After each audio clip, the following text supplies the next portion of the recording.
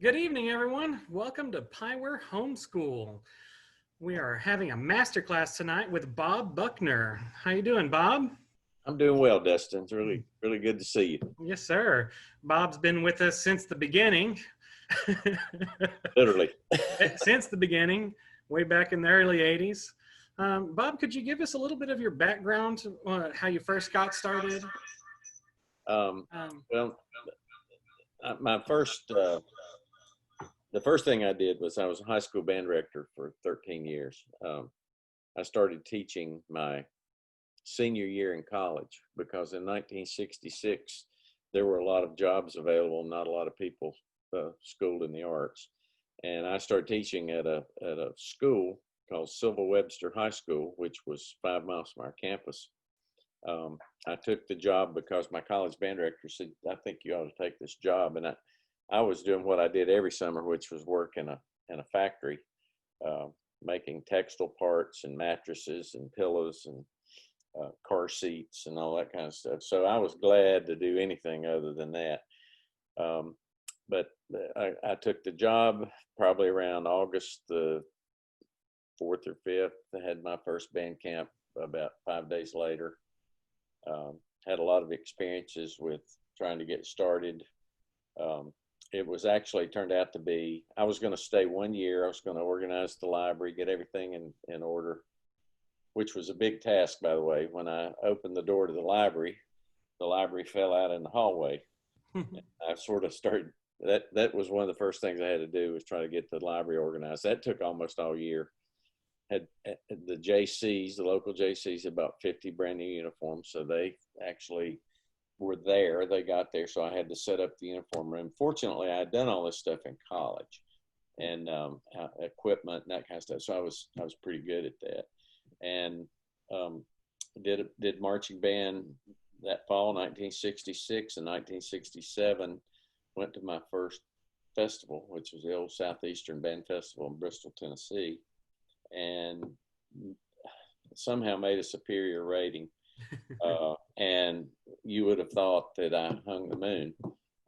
So it ended up being a really great place to work and stay. We did a lot of, for that time, kind of big time things, the Festival of States in St. Petersburg, Florida. We did that in 1972, and that's when that was a spring show. So you would go down and do concerts, and later on actually concert contests, jazz contests, parade contests, field show contests.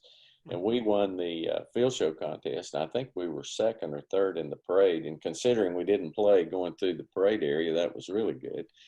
We ran out of music right before we got there. Another one of those things that band directors occasionally do and learn a lot from. And then started competing, started finding contests to go to. And I think when I started seeing drum corps, as a matter of fact, I saw something on the Drum Corps World today, or on the Facebook site, that said they're tearing down the Manning Bowl in Revere, Massachusetts, which is where I saw my first drum corps show in 1971.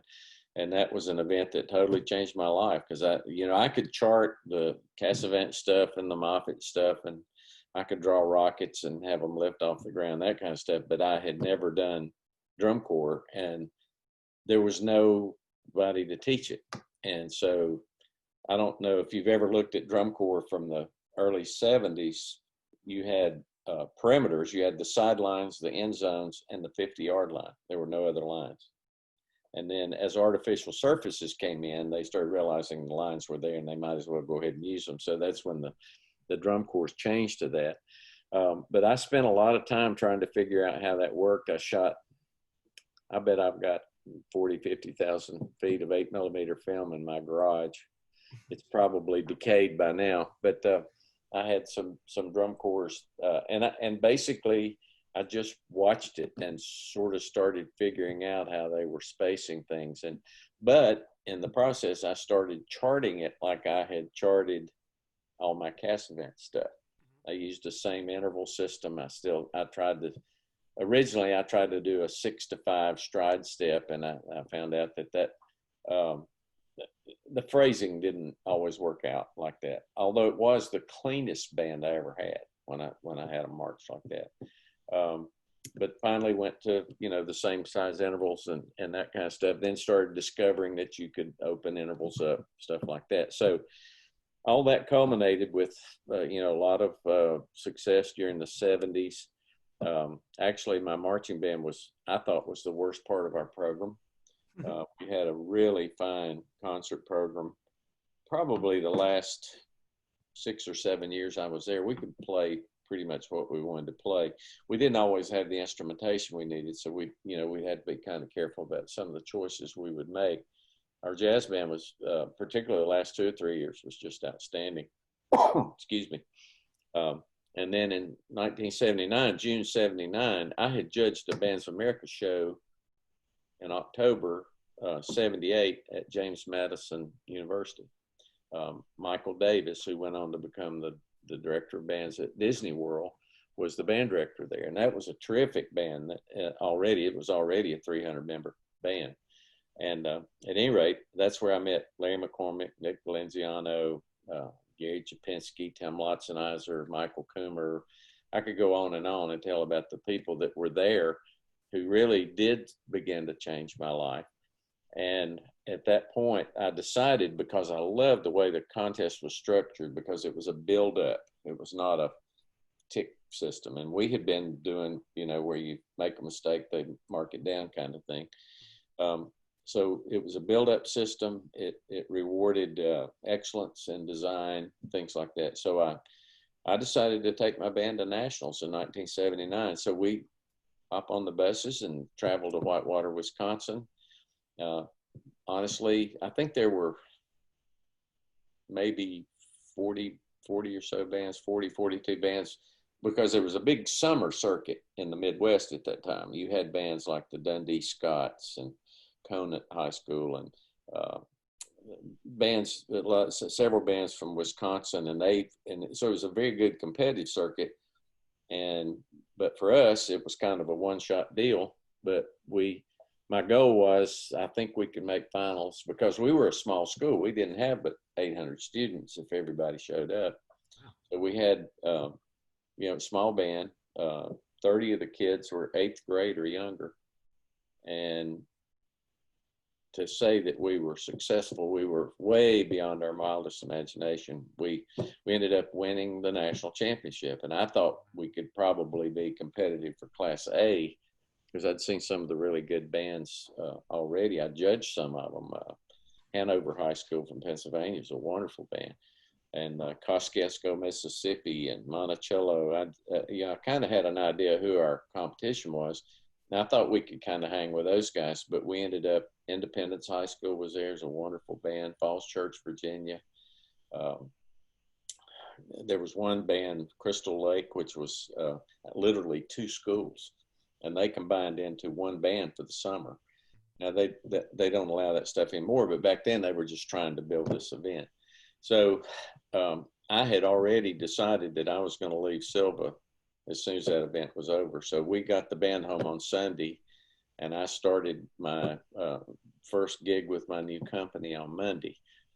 And I'd like to correct something that not Kayleen, but Barbara Scott wrote today, that I was Marching Arts Education, which is Tim Hinton's company, which is a wonderful setup in case you haven't watched it. But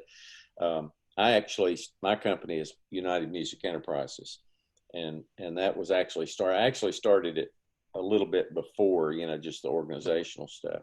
But I started my first camp right after that. So for the next, until the fall of 87, all I did was drill design, camps, consulting, judging, anything to do with bands.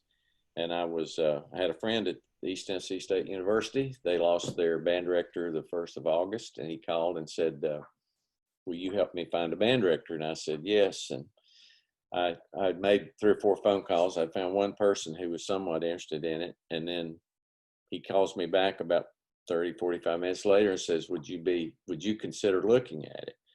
And my wife, Donna, reminded me at that time that we had our oldest son, Michael, was getting ready to start college that fall. So she said, man, if you could make that work, we could sure use the money. So I did. So I commuted an hour, 45 minutes one way. And I did that every day. I got them they provided me with an apartment. So I would stay over there a couple nights a week, but loved it. Found out that I should have been teaching, but I kept my business going. I was able to kind of cut back on that because I think it is possible to try to do too much. Right. It just physically, it's just so hard to hold on to that.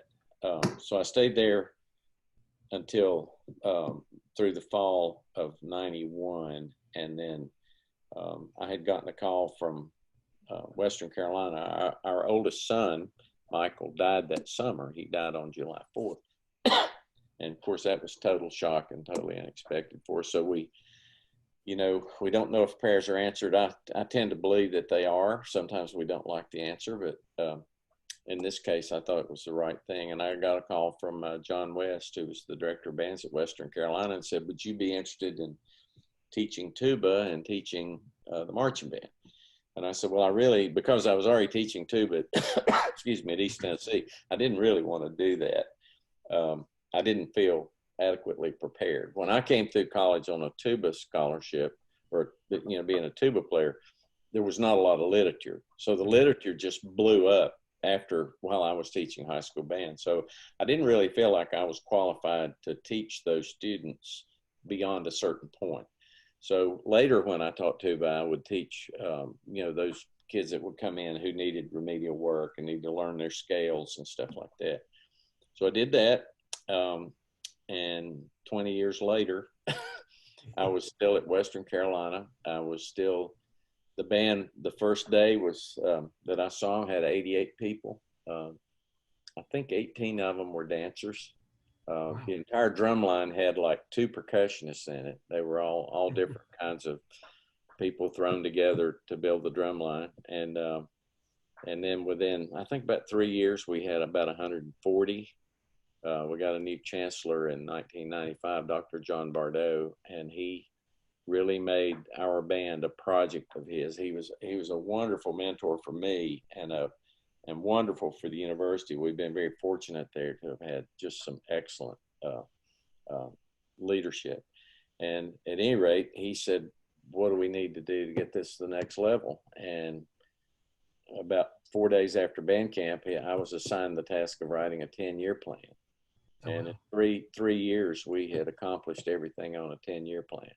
Wow. So long story short, when I left, we'd done Falcons football games. We spent a lot of time doing exhibitions. We would go out to a high school band competition and just do exhibitions. And that's how we recruited. We started adding electronics. We became very well known for our electronic programs, really coordinated those well into the program. Literally could not do our show without the electronic components. That's how integrated they were. Wow. Really kind of stretched the envelope in terms of what we were asking our soloists to do. We continued to write challenging drill. We did 1 show a year, which was nice because the first year I got there, bottom line was they weren't accustomed to working with quite the intensity I was. So it really took us all year to get a show that was, to get the entire show on the field. Well, nobody complained about it, and they gave us a standing ovation at the last game. So I said, well, we're going to do that again. A couple of times we would add a show somewhere if the season were extremely long. But most of the time we concentrate on 1 show. We did Bands of America. We did regional in Atlanta. We do those exhibitions. And see, that was a whole nother audience. And then we would do, I think now David Starnes, the current director, has taken them to St. Louis. The band has been to Grand Nationals maybe 4 to 5 times, and I think they're supposed to go again this year. And in 2009, the band won the Sudler Trophy. Wow. And that was really kind of a crowning achievement. And actually, my last marching band was 2011. We went to the Rose Parade with the Western Carolina Band. And that was a really big deal for our chancellor and for for our university, because that really put the spotlight on the university, and you get a lot of coverage there. You know, there and Macy's are the two places where you can get a lot of attention. So all of that time, I've continued to write drill for other people, and continue to enjoy that. I'm really surprised, you know, when the phone rings and somebody still wants Bob, and I'll, you know, but I do what I do. I don't, you know, I went through a time when I was writing. I remember one year had 4 bands in finals at Grand Nationals for Bands America, and 3 of the directors weren't particularly happy with me because they didn't finish in the top order. So the drum corps experience I had, I taught Spirit of Atlanta, taught with Freddie Martin and those guys in the 80, a little bit of 80, but all of 81. And I was on the staff. I did not write for them. And then in the 90s, I think 93, I wrote for Crown when they won the D2. And they asked me to come back and write the next year, but they wanted me to be more present with the corps. Well, by then I had a college band, and I was still trying to keep a business going. And I had 3 kids in college, and I was like, I'm not doing a drum corps tour. So they moved on. I think Kevin Ford, maybe they stepped up. They got Kevin. And so it was, you know, that was kind of my experience with it. I wrote for Truman Crawford for the Marine Drum Bugle Corps for about 20 years. And that was always an adventure because the shows were 20 minutes long. Wow. Now that will test your creativity, and there's no color guard. So, right. But they can flat out play and march. And it was always a special time.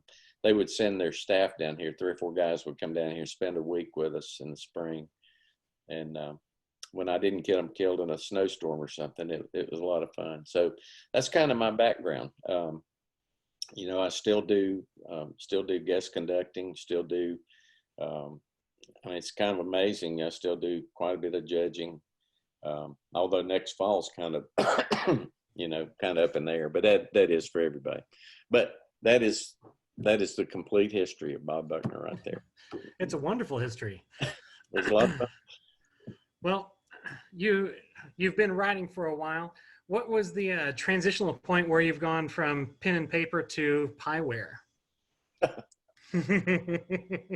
Yeah, that's interesting because into the mid 90s, I would still write some on paper and really on Mylar. I would take a piece of drill paper, and the drill paper would remain blank. It would be a grid, and I would put a Mylar on top of it. And then I would draw my first set. Usually I would draw it on onion skin paper or something like that if it was a free form.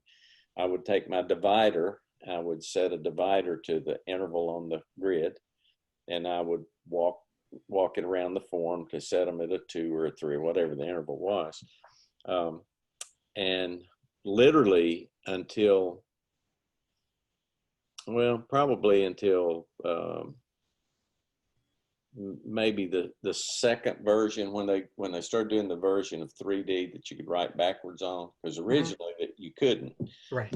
Now the charting age you could, part of that. So I wrote on it for quite a while, and I was really quick on it because it really charted the way I did. Right. And the 3D was a little bit different for me in that you went to a picture and selected who you were going to write for. I was accustomed to being able to just draw something over that and rechart it on my next Mylar. Right. So I was really fast with that. Matter of fact, in the summers, I would hire people to do what I call transfers. And all they did was I went from black dot was where you were to red dot was where you're going. And then I would have somebody trace all the red dots in black, and they would line it up on the next piece of drill paper. So that's how we ended up doing it. At that time, a lot of the drum corps guys were doing one piece of paper, and they would write on Mylar, but they would draw solid lines, and they would just keep stacking the Mylar on. Well, after about, I would see those charts, and I'm like, I don't even know how you guys read this, because you could only I mean, they were just, of course, a show then, you know, even a big drum corps show might be 30, 35 sets. Well, now that might be half of a good band's opener. You just Right. you don't know. So, but when I went to California in the early 80s, I spent a week and spent a lot of time with Mike Moxley, who was writing for the Blue Devils, and Pete Emmons. And we were all basically kind of writing the same way with Mylar, except they weren't charting individual dots. And then, so we actually exchanged quite a bit of ideas. I got a lot more from that exchange than they ever did, but that was kind of the way, kind of the route we went with it. I had already figured out count sheets. You know, I'd figured out how to plan a tune. And I really got into designing music. And when I say that, to design the pacing of the show. And I still believe this, that band shows, being a little more condensed, have to have a little faster pacing. Mm-hmm. Excuse me. One of the reasons is that bands, they don't, the crowd that watches a band show is so varied, because they're going to be football fans, they're going to be band parents, they're going to be, you know, grandparents. It's just going to be a huge, huge group of people. A drum corps show is a pretty select audience. You know, those people, they go there because they want to see that, so they can develop ideas a little bit more. They can spend a little bit more time with that. I've always thought with the band, it's probably a little quicker pacing to keep your effects coming, so that you keep your audience engaged during that time, is a little bit more valuable for the way I design. So I'd spend a lot of time. I like to work with arrangers and see what, you know, see where their ideas are, and then try to pace those. Like, okay, here we need 8 counts of drums here, just so that, you know, someone can applaud for the trumpet soloist who just finished. You know, just little things like that. And if you go back and listen to drum corps, particularly when I started listening to it in the 70s, that's how they paced all their arrangements. You know, they did a lot of effects quickly. Right. And you know, it was a lot less. You know, what I learned was, I learned how to coordinate things. I learned how to make people see what they're hearing. I'm not a real huge fan of non-literal interpretation, and I know that it's a legitimate art. But mainly the reason I'm not a fan is I just don't understand it enough for it to have a consistent effect with me. But by and large, you know, the things that some of the drum corps are doing now are just astonishing. You know, the training, the musicianship, and just the overall design is just very, very good. Wonderful. We had a couple of questions prior to the session today. One is, how do you start your drills? Where do you get your ideas from? Do you normally, do you come up with the ideas for your groups, or is it an idea that's brought to you and you develop? How do you get started? I think it always depends. And I think most designers would tell you the same thing. The most intimidating thing that we run across is a blank piece of paper. You know, you're looking at a blank sheet. Sometimes those things are easier than others. I just did a show for Jeff Fackler this spring, did a couple of shows for him. And they're package shows, but they have to be pretty sophisticated and stuff. And one of them was called The Mask of Zorro, and it was published charts. And my first thought when I listened to this, and first thing I do is I listen to the music a lot. And for a long time would drive everybody in the house crazy, but now it's a lot better with earphones and things. But so what I started thinking was, this sounds to me like it's going to be so Western in thought that I do 2 or 3 things. One is I will go to clip art, and I will just, you know, they have all these free clip art sites, which are really not free, by the way. But you can go in and you can see a lot of different things. Maybe you see like a boot. Maybe you see a cowboy hat. Maybe you see a lariat. The other place that I found, I don't know how I stumbled onto this, but I did a Western show a year ago and stumbled into a thing about cattle brands. And, you know, all the ranches have maybe the lazy Z or whatever. I mean, it's a whole different language, but the designs are awesome. Oh And yeah. very, very striking kind of thing. So for this particular show, when I got ready to start on it, I felt like this is like, well, it had two things going for it. Kind of had a little fugue kind of section at the beginning, but it also had, it sounded to me like it needed to be like a lariat, like a kind of be shaped like a rope. So that, Right.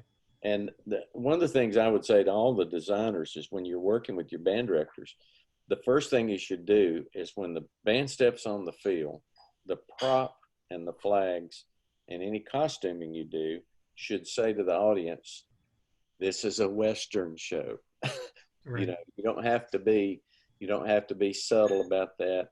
I'm not a huge fan of no shakos. I think high school kids in particular, I worked with a lot of eighth graders. They're not real tall. Make them look real tall. Make them feel real tall. And so I tend to like the more traditional uniform, but you can still do literal kinds of ideas.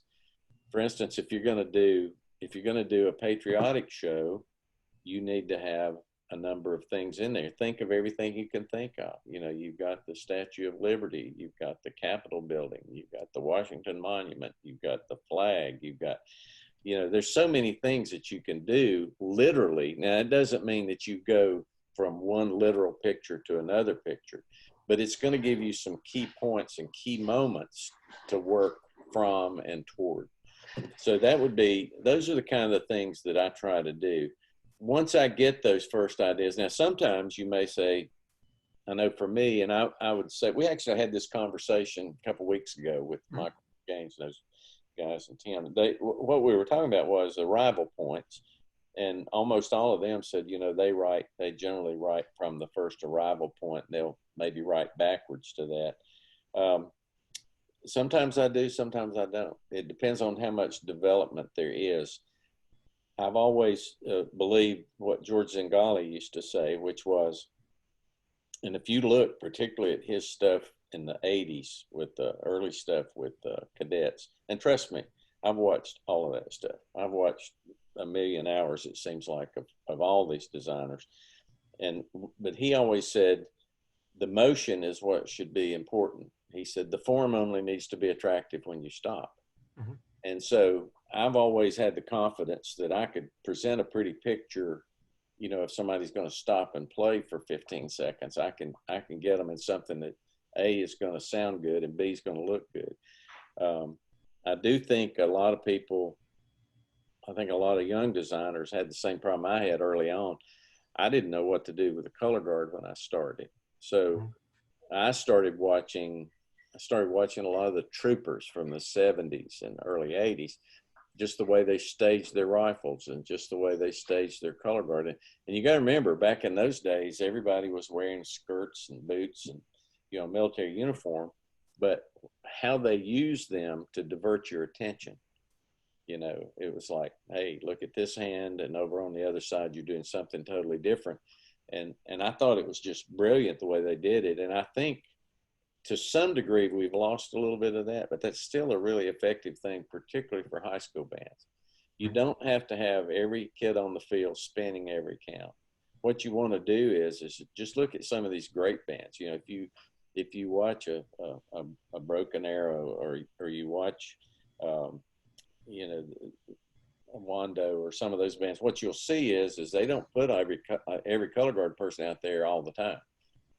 Everybody's out there when it's a really big deal so that they can get more coverage. But it also gives you an opportunity to get your kids some experience without exposing them to, you know, a lot of potential for error as well. Right. So that's kind of the way I approach it. Now, sometimes I think geometry is a good thing. I've always liked to draw. I never, you know, Donna, my wife, always says I'm an artist.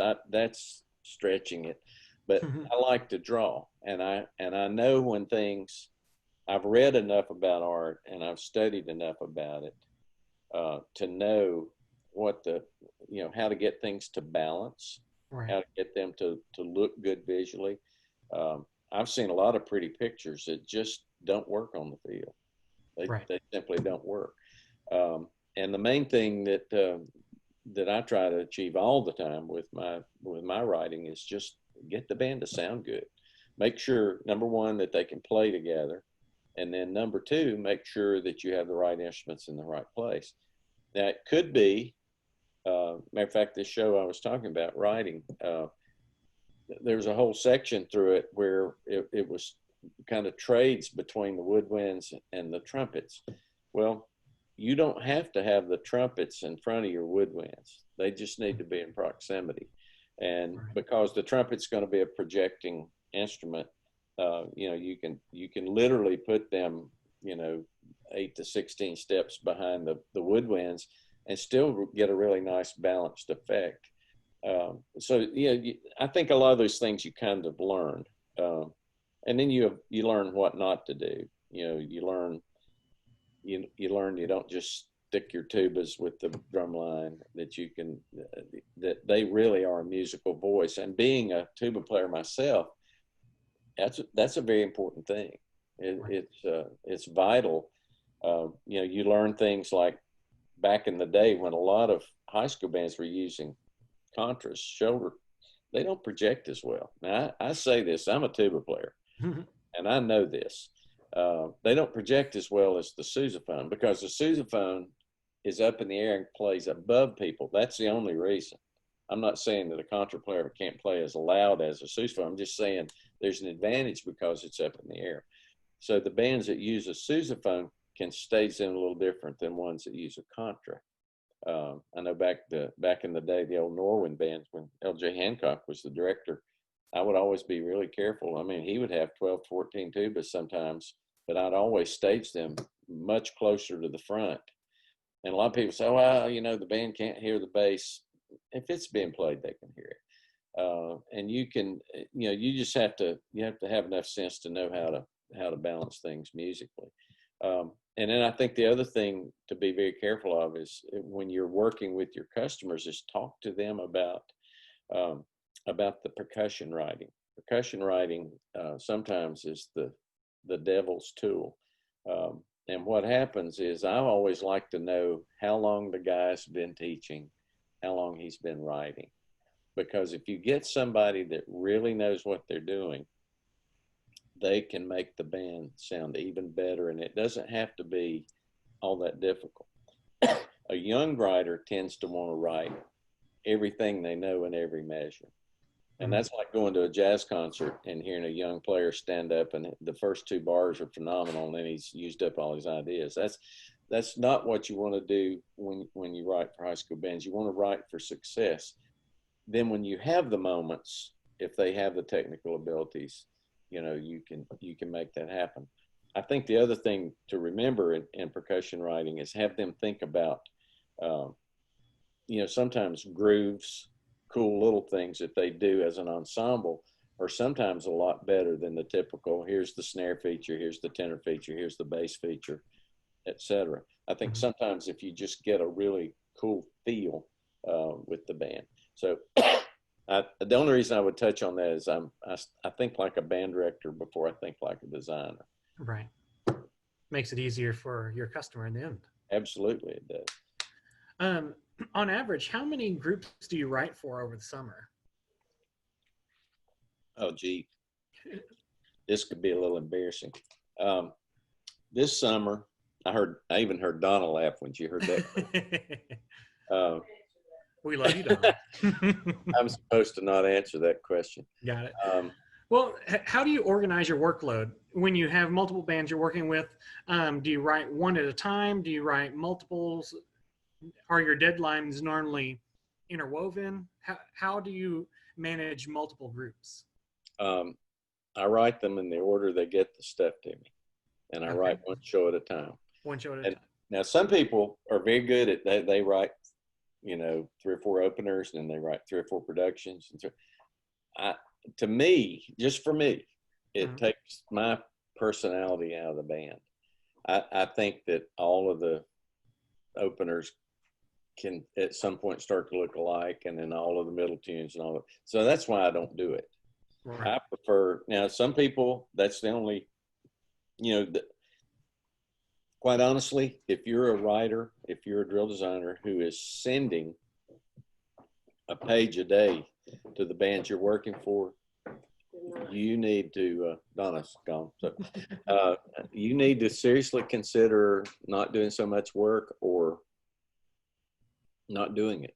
And the reason I say that is it's so unfair to the band. Mm-hmm. And it also becomes unfair to you creatively because you don't give yourself the time to explore all your potential ideas, Mm-hmm. which, by the way, is the big negative in, if there is one, to Pyware. Back in the day when I wrote by hand, I just saw it and I drew it and then I charted it. And I might have 4 or 5 charts on my desk, and I would be skipping from chart 2 to chart 5 or chart 6 because I knew where I wanted to be at that particular point. Back in the day, you had, everybody wanted a company front somewhere in their show, so you had to sort of try to figure out how to do that so that it didn't really look like it was really going to be what it was. But I would say that's one of the things that has helped me the most is I just try to work through it with the Pyware. What is so tempting all the time is it's so much like a video game, right? That I keep going, well, maybe if I 9 times out of 10, I tell students when I work with them the same thing. 9 times out of 10, you're going to come back to something pretty close to your original idea. Right. I just think that's the way creativity works. Yeah, I think that would be the advice I would give. Now, other people, they can be totally successful doing that. More power to them. But I hear a lot of stories from a lot of really fine band directors who talk about, well, I got 2 pages this week. Oh, well, wow. For me, the reason I don't like that is because I tend to think like the band director.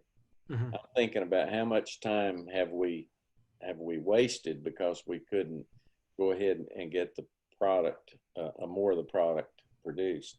Now I'm kind of old school too. I would teach probably faster, and with the college band, quite honestly, even with our very difficult shows at Western, and we would have 80, 90 sets in a show, we felt like, first of all, we had smart kids, and secondly, we knew we were going to get enough repetition at some point to get everybody comfortable. And so we would just basically teach fairly quickly. I mean, this story will astound people. When the band got to 300, let's say 300, 325, Mm-hmm. I wanted every student to have a place on the field. So what I would do is I would wait until the day of band camp. We'd have kids coming in from drum corps on Sunday night and all that kind of stuff. We'd do fundamentals on Monday morning. We had an entire training program.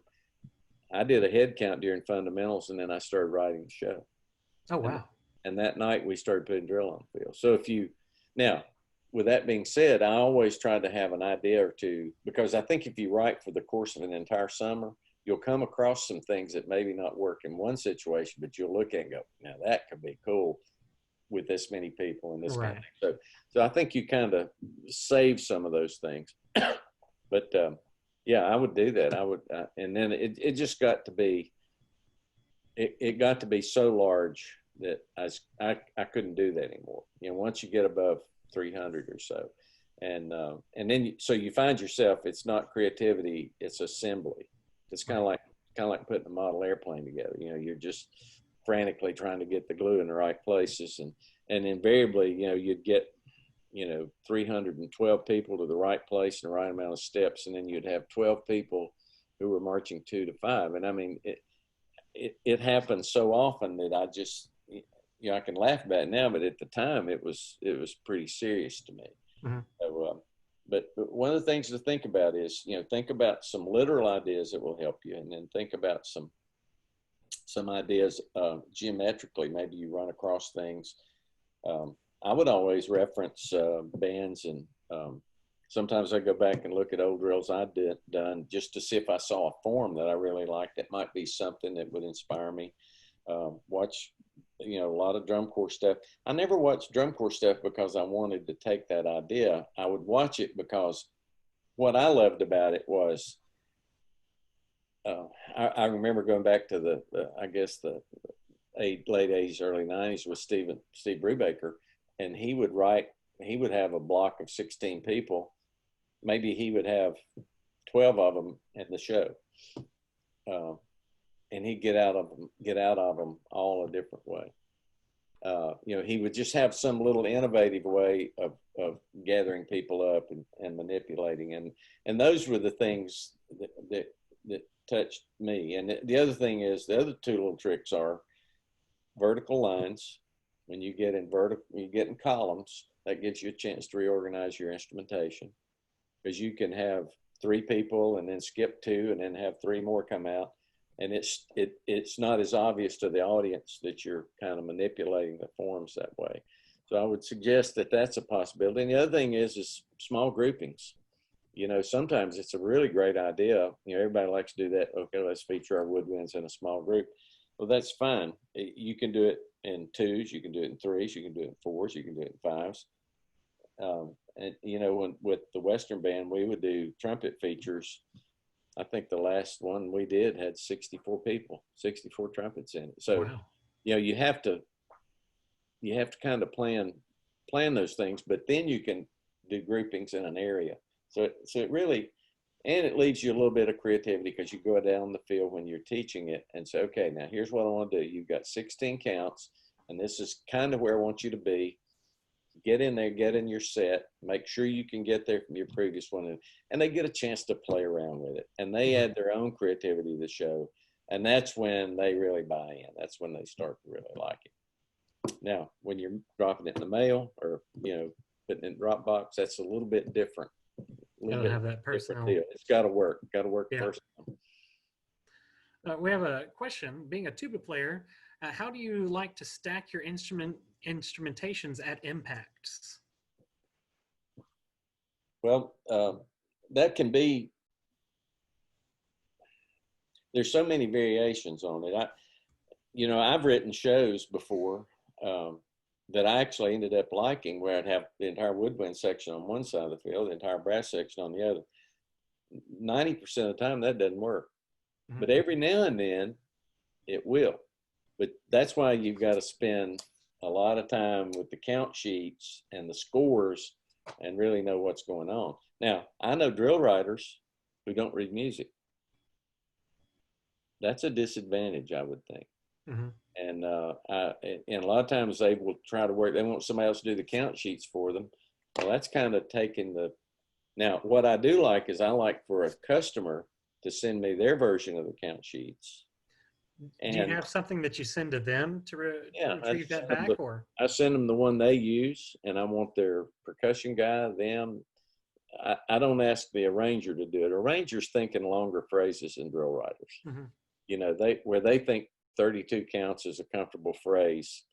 We might have 10 sets. Depending on. Most of the time, no. But you can do it that way. But my thought would be, if I were going to, for just what's the loudest thing you can have, you have to have a form where people can play above other people's heads. So you can pull them in really tight, people packed in. Think of the Phantom Wedge or something like that. But if you notice, their instruments aren't in the back of somebody's head. Their instruments are over the head of the person in front of them. And of course, they're dealing with all brass. So basically, they're going to go with families. They're going to go soprano, alto, tenor, bass. And when you really think about it, that's really what you got to do with a band. You've got to get those 4 voices to be heard clearly.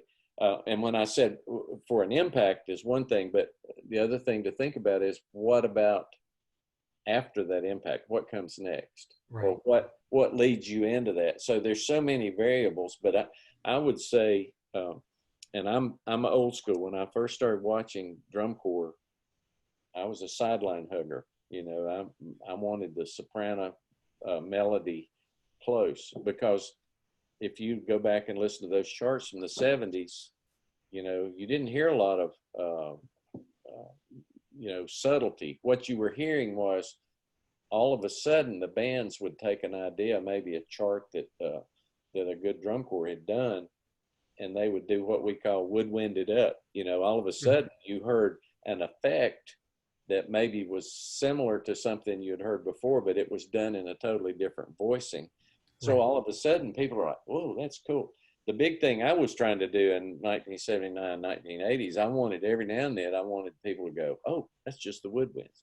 Mhm. So if you do that, if that's your starting point, that's good. But I think in today's marching bands, you have to have a lot more than that. But I do get kind of tired of the one finger runs, you know, the stuff that's so easy that I can play it on clarinet. That gets a little bit old. But now that might be where you are. You know, the Right. band director might go into a new job and say, you know, I got 8 clarinets and 3 of them can play. You know, Oh, so wow. yeah, I mean, and that's You not. got to write with what you've got, right? That's exactly right. I wrote a show for a really good band one time in North Carolina. 4 trumpets, 4 Wow. trumpets, and they won almost every show they went to. Wow. But they had written so smartly, and I'll tell you, those guys were well rested. They did not have to move around a lot to do that. So I think that's what's so cool about what we do, is it's every product is a custom product. Right. And I love that. I think when I in the 80s, when I wrote what I would consider to be too much, I think the big thing is at that time you had Jensen, Hal Leonard, but Jensen was one of the big publishers, and it was bought out by Hal Leonard. Mhm. But you would write to Aztec Fire maybe 6 times that summer, Right. and so maybe the good thing is number one, you write it and it's okay. And then number 2 is a little bit better because you know where the shortfalls were. And then number 3 is a little better. Then it starts to be, okay, what do I do now?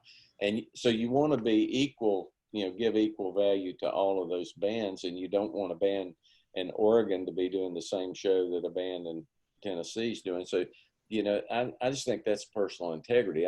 You don't want to do it that way. Now, with that being said, sometimes I might start a show the same way. I Mhm. might start it in a similar form or something like that.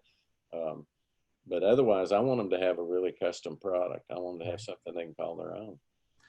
Well, over the years you've designed, how did you find the to best orchestrate your day of designing? I mean, did you write normal hours? Did you write overnight?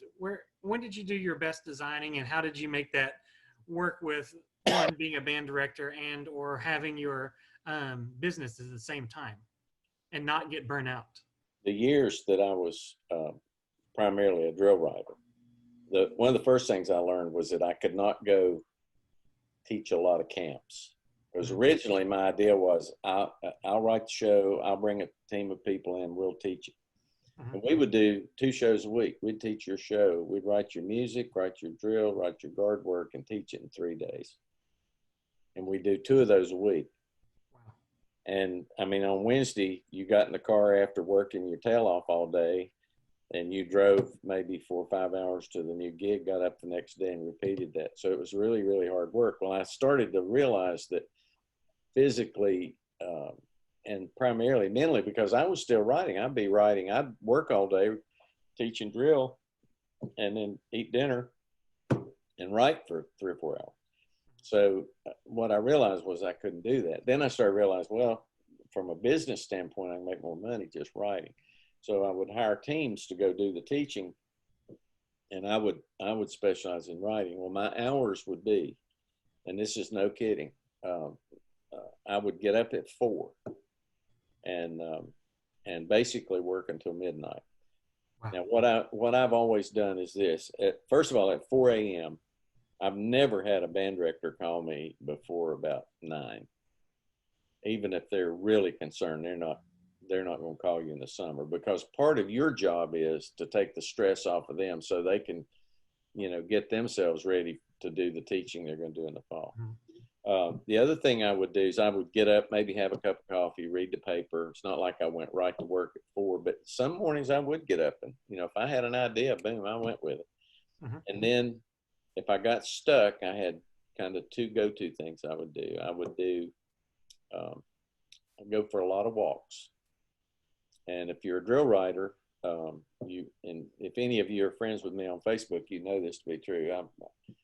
If I'm not playing golf during that day, I'm going to walk. I'm going to try to get that exercise. And chances are, if I'm writing drill, I might walk 2 or 3 times. They just might be shorter walks.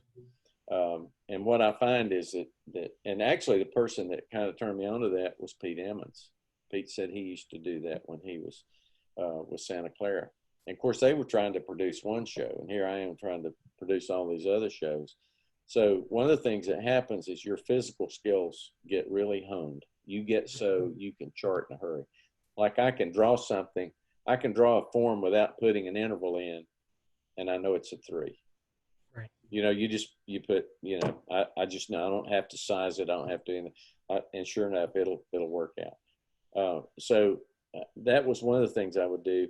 And then the second thing is I would nap, and I would power nap. I would lay down on my back, usually on the bed or on the couch. And basically what you do is you just relax. And about 15 minutes, I would start to snore and wake myself up, and I'd get up and go back to work. And I felt great. But I might do that 3 or 4 times a day. Right. And I would, usually stop for meals. Sometimes we'd go out and have dinner at night or whatever. A lot of times we would have people living in the house that were, working for us in the summer, guard people or drill riders or whoever. You would not believe the people that have, who have spent part of their summers with us. And so, but I think whatever your release is, one of the things you need to do is be able to know that when you go back to work, you're refreshed from it. Rather than dreading it, you need to go back maybe with an answer. And as I said earlier, 9 times out of 10, you're going to go back to something you've already tried and find a better way to make it work. But I really think that's a key to it. Now, somebody was telling me last week is that Michael Gaines takes a lot of showers, and I've actually heard that as well. And for me personally, I tend to go to sleep. If I take a shower, it makes me really want to go to sleep. Mm-hmm. I learned that I could not roll over on my side or I'd be there 3 or 4 hours. Now, given that schedule I told you, I'd do that for 6 weeks, but maybe once every 10 or 12 days, mm-hmm. I wouldn't get anything done during the day. I just sleep. I just rest, kind of recharge my batteries, because I think if you don't, you will burn yourself to the point where there's absolutely no enjoyment from it. And when you do that, you can't get paid enough to replace that. Exactly. And the other thing that I always thought about was, how's that band director going to feel about this when he gets this? And one of my big goals was, I didn't want a band director to have to call me during his band camp for clarification. And now, see, with the animation, for a long time, even with the charting aid early on, I don't think it did animate, but when they started to animate it, mm-hmm. a lot of times I would write, I didn't animate. I knew what it's going to look like. Right. I mean, I just knew I'd done it so much. And now, I find that takes a good deal of my time, but I find myself taking more chances now, which I think is a good thing. I think that really has helped my design. Wonderful. We have another question here. He says that he's currently teaching high school, so he limits himself to 5 to 7 shows a summer, depending on the size of the groups. With his name getting out there for a recent writing, his demand's hitting about 15 groups. Turning away so many people has made me realize I may need to adjust costs. How do you charge? Do you charge per show, size of band, number of sets? Is there a algorithm that you use to create that? I've seen a lot of people do a lot of different things, and ours was we had 2 or 3 levels of design. the top show I would do would be, I'd call limited design. And that Mhm. means you're probably going to get more attention over like the show, like when you're really on a roll writing. I mean, there were days, when I could write 2 shows in a day. I have written 3 in a day by hand. So Wow. sometimes when you're on a roll like that, you can really go. Now that's next to impossible because the amount of sets and things that you have. So I would, what we did, we would have a limited design, and that was our top cost, and that would be, basic cost was say $5,000. Okay, if it was a big band and it was a really competitive band, that price might go up to 8. Mhm. Now, obviously, I didn't do many of those, but I figured if you wanted me to spend that much time, and this was literally after I was to the point where if I didn't write it, I didn't care. Right.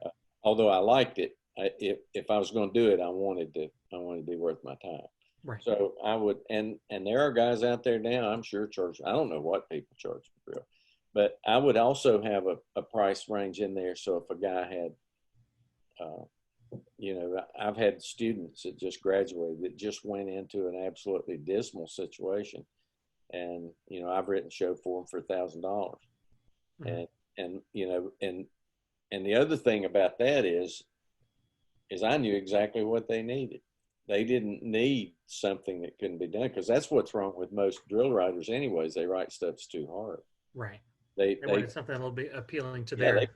put things at angles that nobody can clean, that kind of stuff. So you have to learn, to use the grid. But I would say if I were getting into that neck of the woods, I would, you have some pretty serious decisions to make. I'm not sure right now with with the COVID, with all the stuff that we have going on, that what I'm going to say will make a lot of business sense. But at some point, you have to decide: am I going to do this or am I going to do this?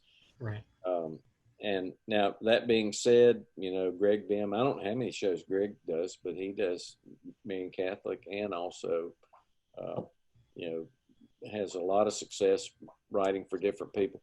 He's kind of like I was. I like to think that the people that I've written for over the years are friends. Right. Now, I'm old enough, quite honestly, that uh, some have died. Uh, hopefully not because of my drill writing, but they, I mean, we're of that age. And but my very first customer, I visited with him on the phone about 3 or 4 weeks ago. 92 years old, lives in Raleigh, North Carolina. Had a wonderful band in Clinton, North Carolina. Was the only band director 36 years, and just did absolutely wonderful work. And I worked for him forever. So if you do a good job of those people, and they trust you, then there's something about that I think makes the overall product a little bit better too. Right. And I think that I do think that there's something to that. For me, it's never been a formula kind of thing.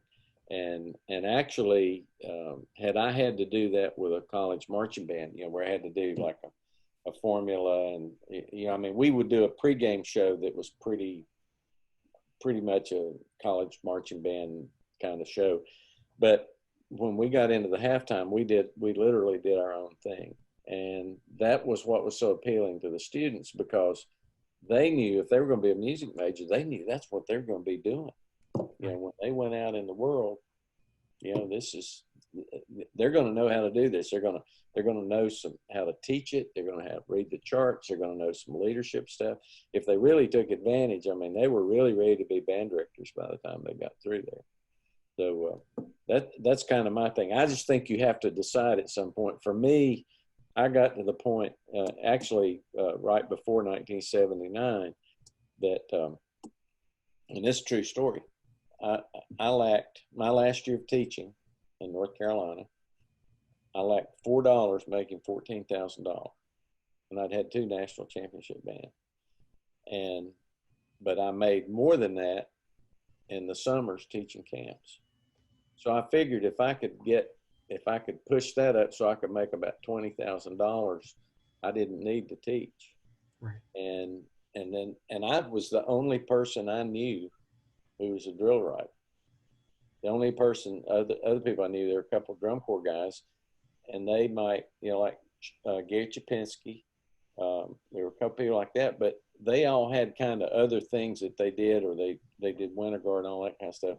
And to be honest, I've written a couple Winter Guard shows, but I wanted that time off, and Right. I didn't want to do Winter Guard, and I love to go watch it, and still do occasionally, and I didn't want to do percussion. That I'd had enough of it. I really wanted to be able to refresh over the course of the winter. Right. It's understandable. It gives you recharge, get your creativity back Yeah. running, and gives you time to just rest. I think we have one last question for tonight. What type of grid do you use to chart?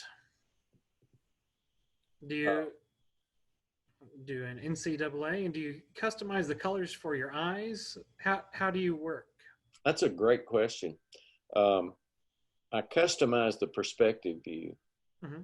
I like the lighter greens, and I like the contrasting back and forth. You can create your feels, and then I put a logo in the end zone just because I think it's blue and yellow were kind of our company colors from the very beginning, and for me it just sort of sets it off. But the other thing I do when I'm actually on the grid paper, if it's a college band, and I actually do more college shows than I do high school shows now, but I will set the grid markings for the hash marks. I pull the numbers off the field. Oh, really? I don't want anything. Ken Snook, who was really one of the best designers I ever saw at Lake Park, and he would chart on a blank piece of paper and then go put a grid under it after he did it.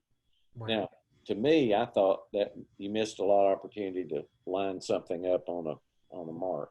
Right. And particularly with the college band, that was one of the things I was very careful about. I wanted a system so that if it was 2, 4, 6, 8, they knew exactly where to be. And those are things that you don't have to spend time cleaning if you write it smart. So I'll adjust my hash marks, and then I'll pull that stuff off the field. To be honest, I really don't like the big end zones on the grid paper. I would prefer it if I could just expand it a little bit, but I don't. It doesn't bother me to the point where I go, yeah, I've got to change this. So, but in terms of being comfortable for the eye, and it's interesting you bring this up because I'm beginning to have some problem with my right eye, some macular degeneration, and what that does is it my vision is 20/20 still in both eyes, which is at my age is pretty remarkable.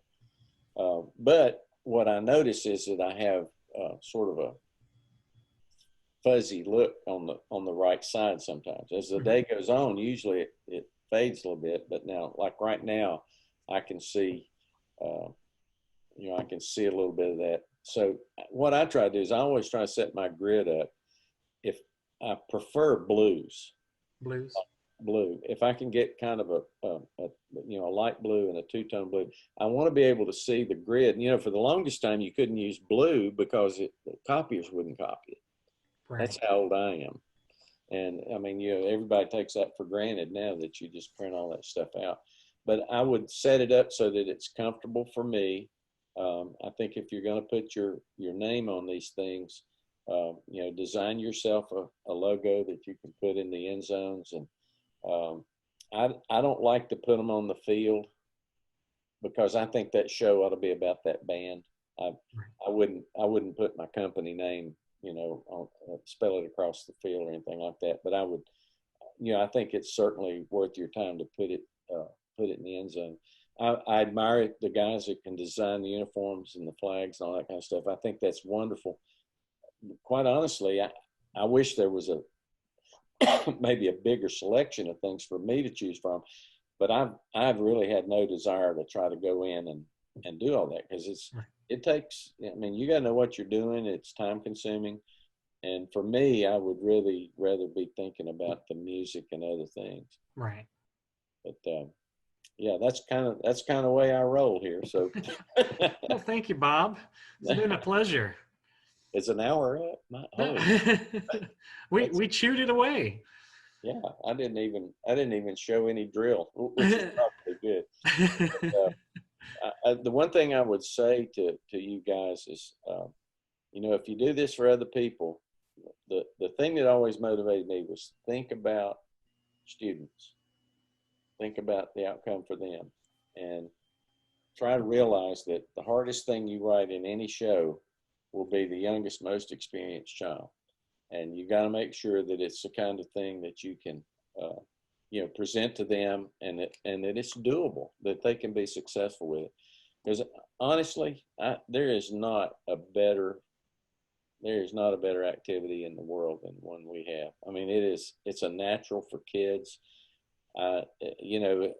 Time will tell if football will survive this, but music always will, and marching band will. It's a form of pageantry that's totally unique to our world, and you see how it grows because you see what's going on in Asia and other places in Europe. There's a pretty big drum corps movement in Europe. There are a lot of community bands, community marching bands. That's what blew me away in Europe. So, but I've enjoyed it, and if I can ever help you, just let me know. Thank you so much, Bob, and thank you everyone for joining us tonight.